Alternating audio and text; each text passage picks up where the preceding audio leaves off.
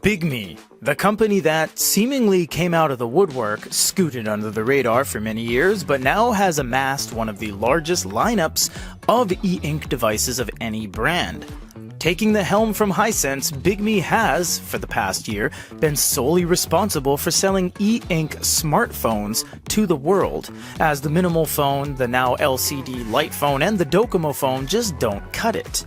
They've taken the success of the first generation release of Hybreak and have moved on to the next gen.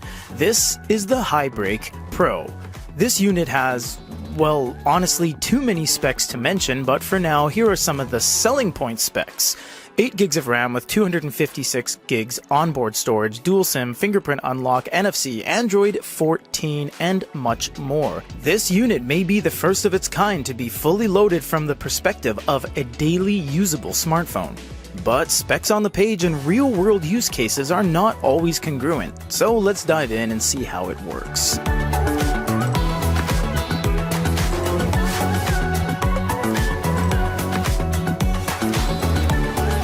The build of this unit is drastically different than the last generation, featuring more of a thick, chunky, blocky design, and it's much wider in the hand than the more streamlined previous gen.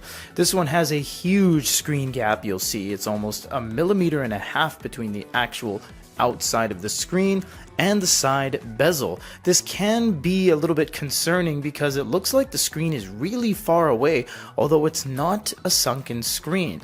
You do have a lot of different things on the front here. You have a light sensor, you have a front-facing camera, you have an earpiece. Up top you have infrared, which is really nice.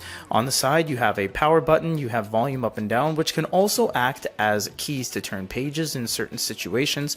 On the bottom you have a dual SIM slot, front and back. You have a USB-C and a single speaker. You have a microphone on the bottom and a microphone up top. On the side are 2 customizable keys. We'll get into that in a minute. And on the back you have a very nice flush camera with flash package. The back is almost this kind of matte polymer. It's kind of glass-like, but it is more on the plastic side. And you have the Bigme logo on the top left corner. The home screen is pretty much what you would expect on an e-paper phone. I mean, it's bubbly and everything's kind of nice and rounded, and there's not too much that you have to learn if you've used an Android device before. If you swipe the top down, you get Wi-Fi, you get Bluetooth, data communication, airplane mode, screen. You have color inversion, which is really nice because this is the black and white version. You can turn it to black or white, and you're going to live and die by this. You'll see us referencing this tons throughout the video. This is the e-ink center. This is how you do custom. Custom has anti-shake, which helps with video. We'll show you later. Auto clean, which helps clean up the ghosting. And this is the most important thing you'll find.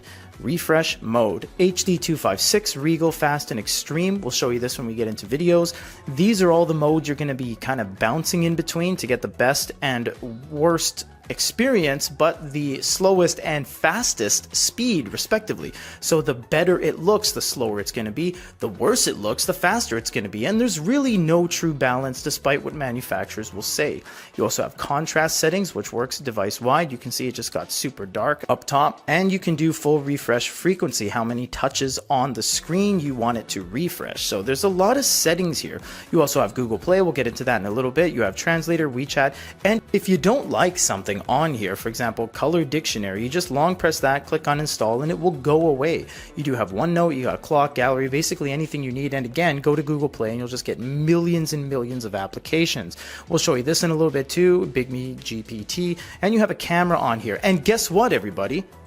Yeah, it actually makes phone calls, because unlike the Palma, which isn't a phone, this actually is a phone. So even though most people that use smartphones don't even make calls, myself included, most people just use data communication like WhatsApp and Facebook Messenger and Line and Kakao and things like that in order to make over the internet phone calls. This actually does have 2 SIM cards, and it has the ability to send text messages, which again is kind of a 1999 observation, but it can do it. You have a whole bunch of things in the settings which we're just simply not going to go over because it's everything that's just going to be how to manage your unit, floating ball, virtual keys. But we will touch on one thing because this is really interesting.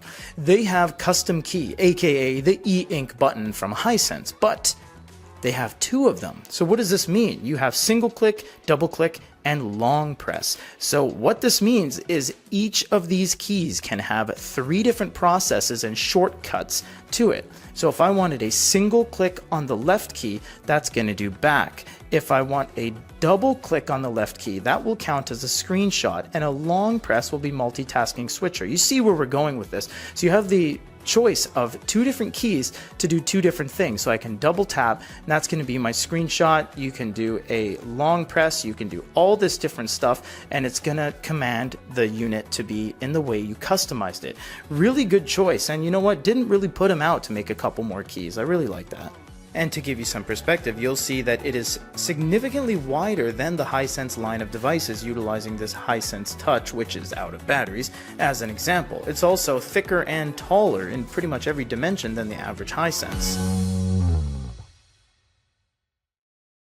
Reading on this is actually pretty nice. It has the peek option depending on the app you're using. This is Google Play Books, so we're going to have a little bit of some page turn animations. You can turn that off, of course, and you can utilize the side keys to turn pages. So you can go forward and back and forward and back. So you can definitely use this in one hand. It is completely usable, although it is a little bit on the big side, as we said at the top of the hour. Granted, this is the best looking mode, but you can go and swipe the top down, go over to the e-ink center, choose custom, and change the refresh mode to extreme. At this point, it's not going to look the best. It's going to have the most staining, but it is incredibly smooth. In fact, it's not really flashing or phasing or anything like that. It's actually one of the more smoother compact devices we've seen. You can see that page turn animation just slides along, and what I found very interesting is not only it's smooth, because we've seen speed modes before, but if you look at the page, I'm peeking here and I'm curling, it's completely legible the entire time. I can read that entire thing even while in motion. Again, this is going to come down to the application you're using. If you're using Aldeco, if you're using Moon Plus Reader, if you're using Google Play Books, it's all just going to matter on what you're using, what mode you're using, what kind of light you're using it in, but pretty much the 300 ppi gets you through the day. There's absolutely no shortcomings when it comes to reading. It is just a complete kind of clean and catered approach with really no downsides whatsoever.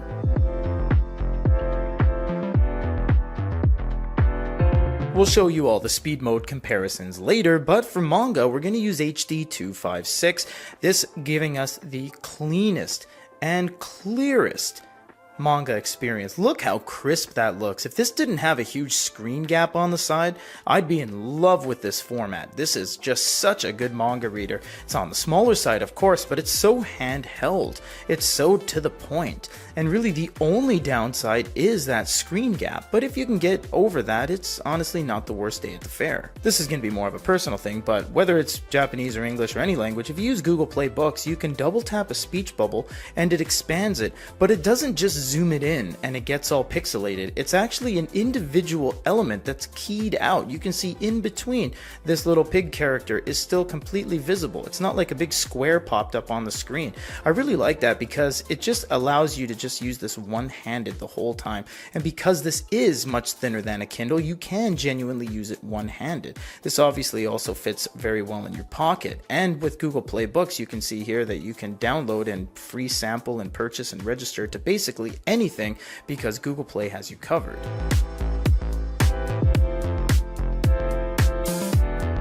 In fact, if you go over to Google Play, you'll see the 4 things at the bottom are games, apps, search, and books. Books will actually take you over to Play Books, in which case you'll have access to manga, ebooks, audiobooks, genres, and basically anything. I always say that there's really no reason for these manufacturers to have proprietary bookstores, proprietary app stores, because it just makes no sense. They all have Google Play on them. And I'm not saying Google Play is the best out there, but they have the most content. Why would you settle for royalty-free books and games that are awful when you can just go here and get everything? And the manufacturers preload Google Play, and they make it so that their device is capable of running anything on Google Play. So there's no deterrent. In fact, they're almost encouraging you to use it. You can go to top charts, other devices, you can link your kids' accounts, you can do new, premium, and everything's going to work as it should because it has Android 14. And because this unit comes with NFC and fingerprint and a gyroscope and an accelerometer and all the actual hardware pieces, you're not going to get anything that Google Play is going to deem incompatible, and it's just going to work.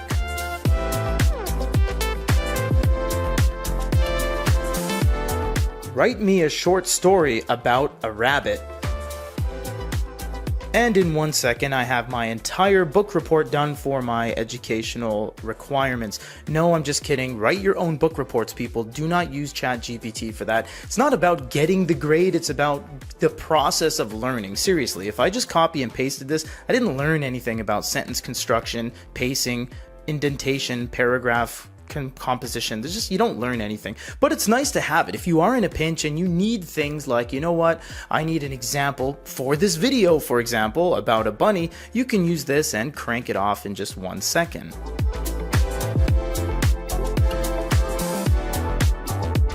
To test NFC, we're going to be unlocking our Quaderno, but before that, you can click this to see where the NFC sensing area is, which is beside the camera.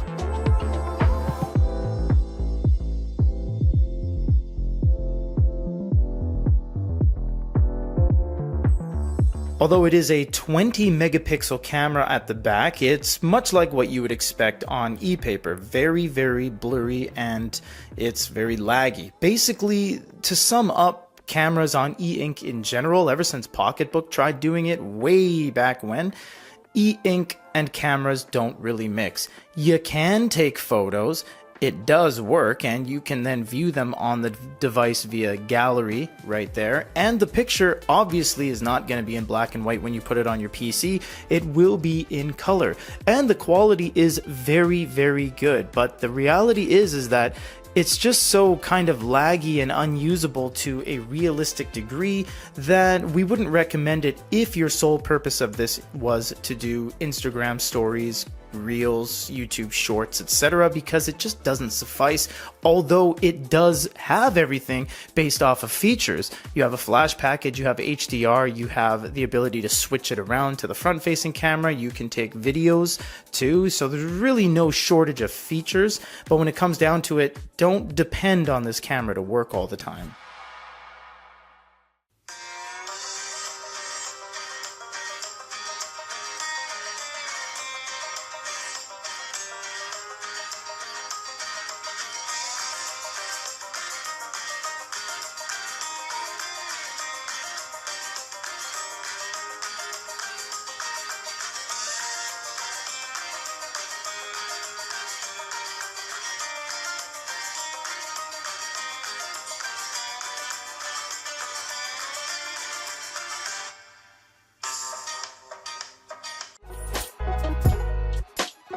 To be honest, even though the first generation Hybreak form factor was a little bit more sleek, we'll call it, it wasn't as good as this one is overall.